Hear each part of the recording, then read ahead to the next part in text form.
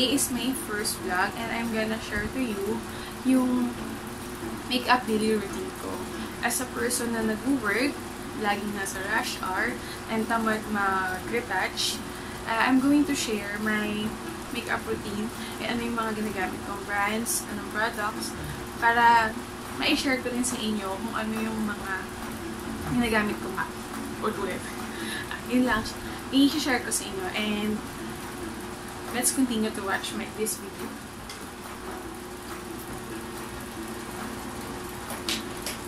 For moisturizer, ang gagamitin ko is Aqua Moisturizer. Nabibili siya sa 7-Eleven, Watsons, around 20 pesos, 21 to 22 pesos lang siya.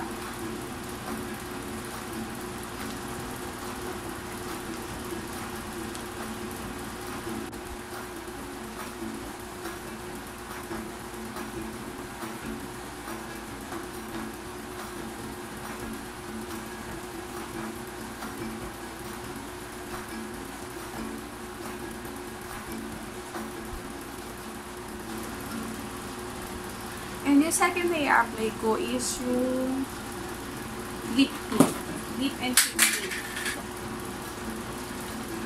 Ito siya. Hindi ko na matandaan yung brand. Pero ito yung ginagamit ko for lip and cheek tint. Nalagay ako ng konti dito sa inyo para yung parang kaya yung mga chinita. Ay, tisay pala.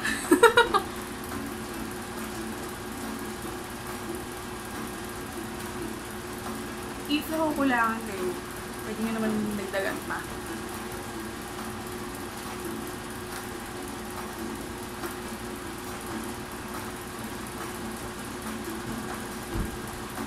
Nabili ko siya for around 80 pesos lang sa Facebook. Hindi ko matandaan kung anong tatak.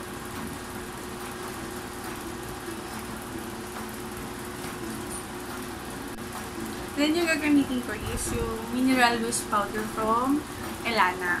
Hindi ako gumagamit kasi ng foundation or ng BB cream. Kasi nga, itong Elana is full coverage siya plus mineral cosmetics pa siya. So, mas nagdulang-last, kumakapit sa skin. Kaya, ito yung ginagamit ko. Meron din silang primer, pero medyo mahal. Yung primer kasi is around 899 if I'm not mistaken. Pero itong Elana, pag binili mo siya is nakapack lang siya, parang refill, which is 499 with kasama ng concealer. Tapos, itong jar, bibili mo rin. Nabili ko kasi to kasama na yung yung refill. Ito siya. Ang shade ko is Cafe Chai Tea. So, ayun. Kaya ito yung gagamitin ko kasi nga full coverage siya. Pwede rin siyang primer plus ito, yung powder. Maglalas na siya until afternoon. Basta konting retouch lang. Pero ako, ito yung ginagamit ko for my daily use, which is yung Elana nga. Yung loose, meron din silang press powder.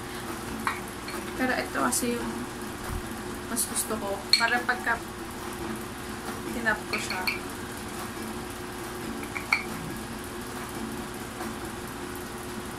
Ito kasi, hindi siya natatapon o nadudurog. Unlike nung sa press powder, may chance na madurog na laglag. Siya, ito yung pwede mo siyang i-close para hindi magtatapon. Then I'm using Kabuki brush from Elana rin. Elana Cosmetics.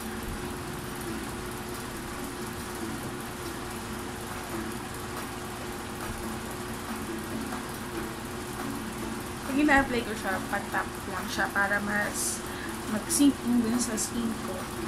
Sa mga pores.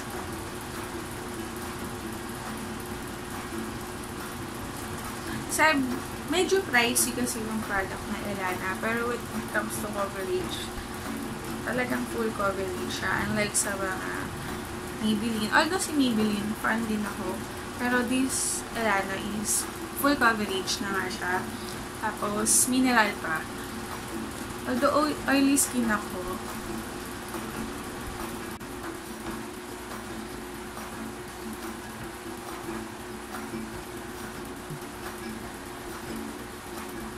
Usually, marami namang sales sa Elana. O minsan, every, nagsisale sila around 20% off.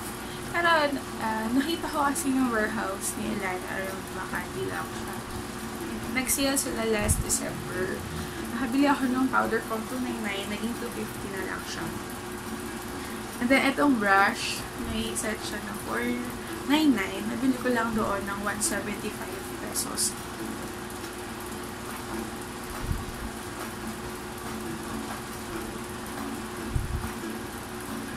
So guys, ito yung makeup routine ko kasi nga working ako. Kaya hindi ako gaano makapag-alat ng time for makeup.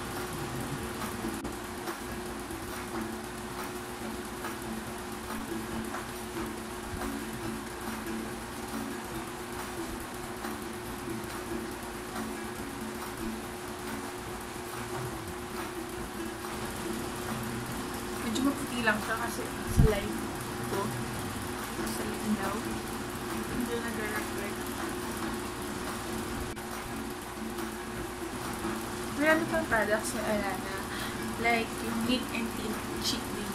Available din sa kanila. Pero around 399. Which is, yun nga, naglalong last naman kasi talaga siya.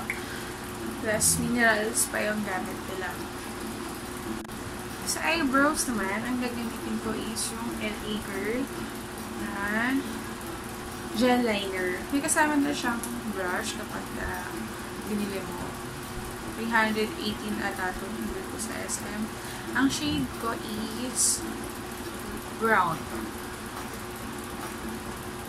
Pero ang gagamitin ko pang brush is yung Angel. Hindi na matanda.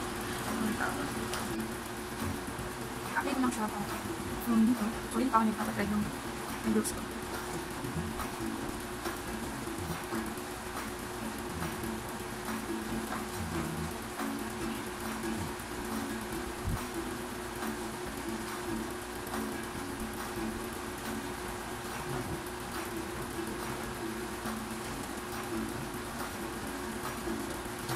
Kasi nagamitin ko spread out sa NYX eyebrow pencil. Pero i-spread out siya.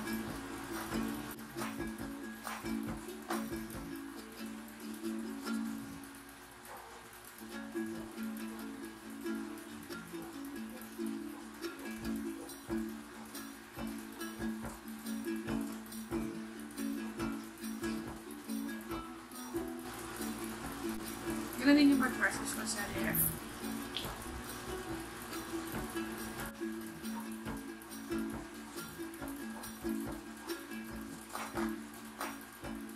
Kasi yung plate nito siya. Mostly naman yung naman sa makeup. Actually, sorry like ako. Yes.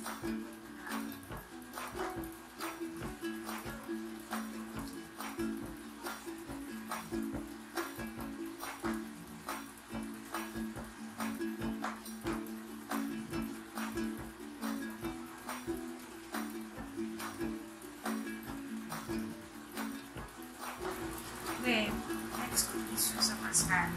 Nagamit ko is yung Maybelline Hyper. Hindi lang ako para curler. Hindi ko kasi maraming eyelash curler.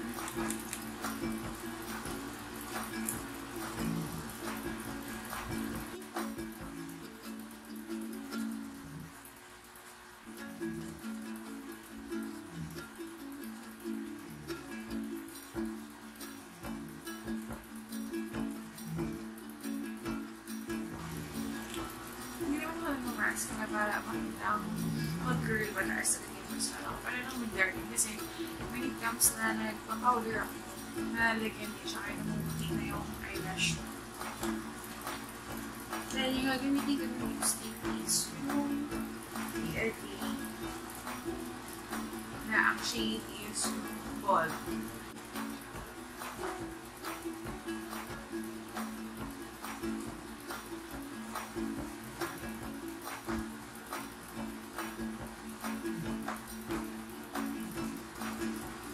Then, yung after yung sa lipstick ng PLE, yung Bold Matte, pinapatungan ko siya no uso na Sunnies Face. Sunnies Face. Ang shade ko is Nudist. Pwede nyo siyang gamitin as cheek. So, yung fluff weight nila is 3.2 grams din siya. And 345. Available siya sa Lazada. And I think sa Bitin nila available din. Medyo onti ko lang yung stores nila like Yorieta, Town.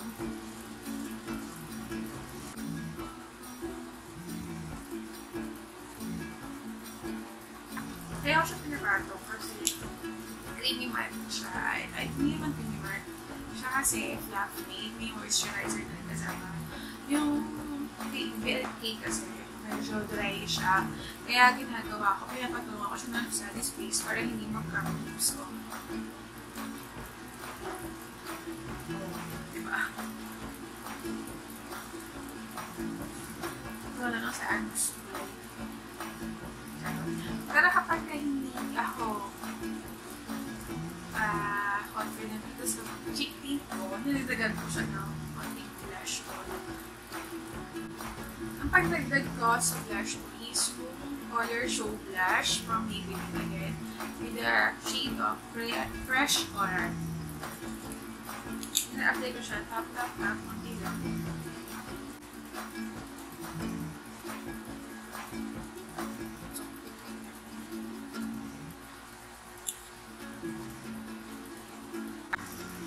So, ayun guys, ito lang yung daily routine makeup ko. Nagpapasok ako sa work kasi medyo nawala ako sa oras.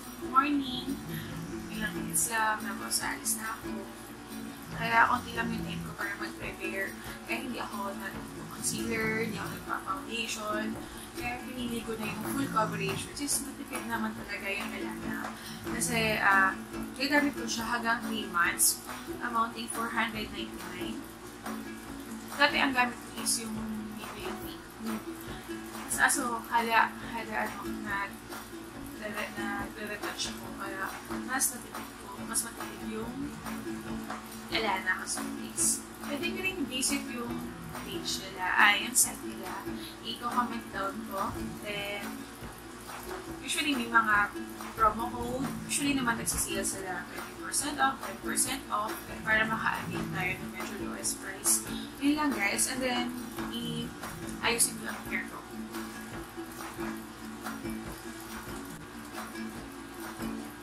Then, ito na yung daily makeup routine ko. Sinare ko lang para sa mga person na medyo rush yung pag-makeup, pag-aayos bago pumasok ng work, bago pumasok ng bahay, and sa event na madalian lang yung pag-makeup. Yun yung daily makeup routine ko. Sana guys, nag-enjoy kayo sa pag-watch ng video ko.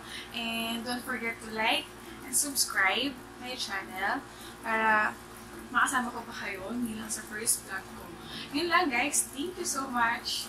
Bye-bye! Thank you!